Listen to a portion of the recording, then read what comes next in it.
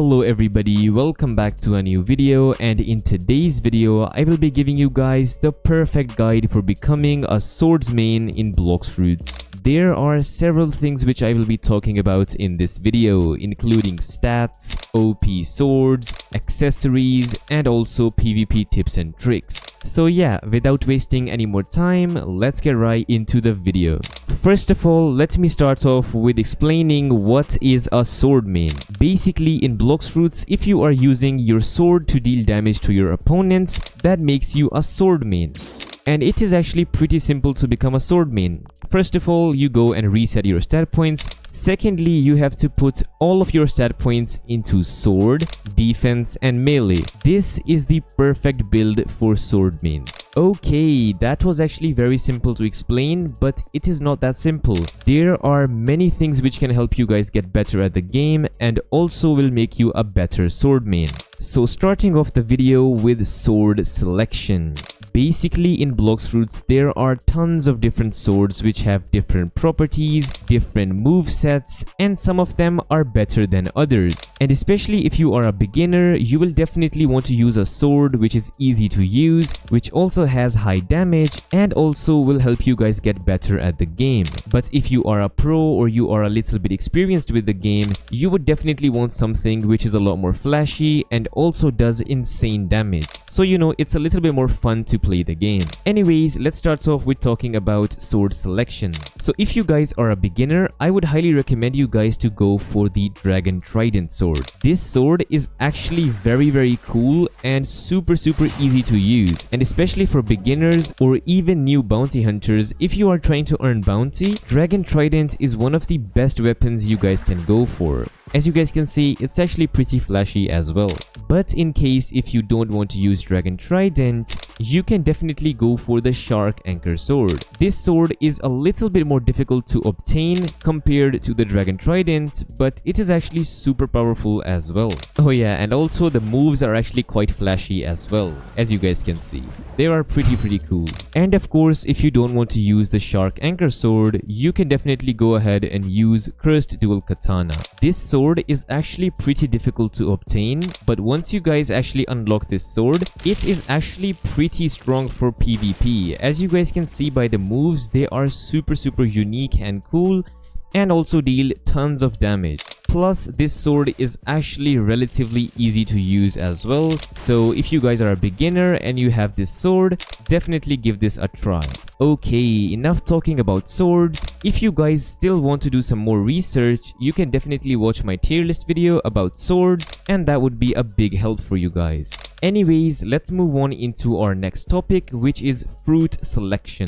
Fruit selection is actually very important for sword users, since they help you guys do tons and tons of combos. And of course, just like the swords, there are some super good fruits which you can use, which will definitely help you guys out. My first recommendation would be the Rumble Fruit. The Rumble Fruit is one of the best fruits for PvP, especially if you guys are a swordman. As you guys can see the moves, they are actually pretty good at stunning your opponent, which is very useful in fights. And especially when you guys are using swords, you cannot really stun your opponent and, you know, trap them in a combo. So using a fruit which can do that is actually very important and very useful. Here are some fruits which you can use, and they will definitely help you guys out. First of all, we have the Rumble Fruit. Second, we have the Portal Fruit. The Portal Fruit is also very good for swordmains, since it helps you guys trap your opponents and also helps you guys escape them whenever you guys need to. To be honest, both of these fruits are perfect for swordmains. Of course, you can use any other fruit you like, but I would recommend you guys to use one of these two fruits. They are both super strong, especially for swordmains. Oh yes, I almost forgot, whenever you guys are fighting somebody else, always make sure to keep an eye on their bounty, because bounty makes a big difference. You guys see this guy right here, the bounty honor expert. Whenever you guys talk to him, he will tell you how much buff your bounty gives to you. I have a 21% defense boost and also 14.2% damage boost as well. So make sure to PvP around your bounty level or below your bounty level. You can PvP a little bit above your bounty level. For example, I can PvP somebody who has 7 million or 8 million, but I would definitely not go any higher than 10 million because that would just be a big difference, and to be honest, it's actually pretty dumb if you are trying to gain bounty. So with that being said, make sure to keep an eye on bounty whenever you guys are fighting your opponents. Another thing I would like to mention for sword mains is the use of accessories. Make sure to use a good accessory whenever you guys are using swords. For example, the Hunter Cape, this is very strong because it gives you 10% extra sword damage. You can also use the Pilot's Helmet. This is actually pretty good since it gives you a lot of speed. As you guys can see, I'm actually pretty fast. This is actually very useful in fighting because you guys can run around, and especially if you are a sword main, you will be a harder target to hit. But of course, there is one accessory which is the best accessory for sword mains, and that is the Pale Scarf. The Pale Scarf gives you 15% sword damage, which is actually very useful. So yeah, with that being said, if you are a sword main, make sure to use the Pale Scarf accessory. And of course, if you do not own this, you can definitely go for the Hunter Cape or the Pilot Helmet. Both of these are actually pretty decent as well. Moving on into one of the biggest tips somebody can give you in Blox Fruits regarding PvP, and that is to not always use your observation haki. You guys see this haki right here? It is also known as instinct. You guys should never have this on at all times, and there is a lot of theory behind this, but I'm just going to be explaining it in simple words. Basically, whenever you have this on, you will dodge your opponent's moves, just like this. As you guys can see, I'm dodging my opponent's moves, but some abilities which are known as heavy attacks can break your observation haki for a little bit, and this can give you a big disadvantage. For example, somebody broke your instinct ability, right? You cannot use it for 10 or 15 seconds, and now they do a super strong combo on you. What are you gonna do? That's what I thought. That's why you should never have your observation haki on at all times. You should only turn it on whenever you are trying to find your opponent or somebody is doing a combo on you. Then you can turn it on,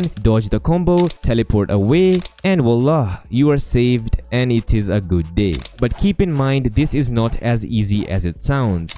When I started PvP, I always had this on and suffered from this mistake.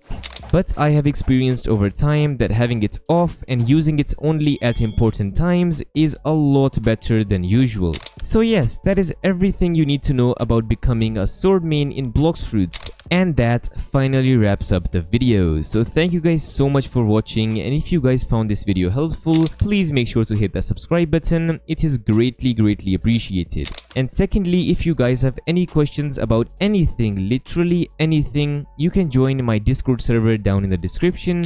We have over 10,000 members in there, which are also players like you, playing Blox Fruits, doing raids, doing sea events, etc. So yes, feel free to join my Discord server down in the description, and if you have any questions, you can definitely ask me. So with that being said, thank you guys so much for watching this video, and hopefully I will see you guys in my next one. Peace.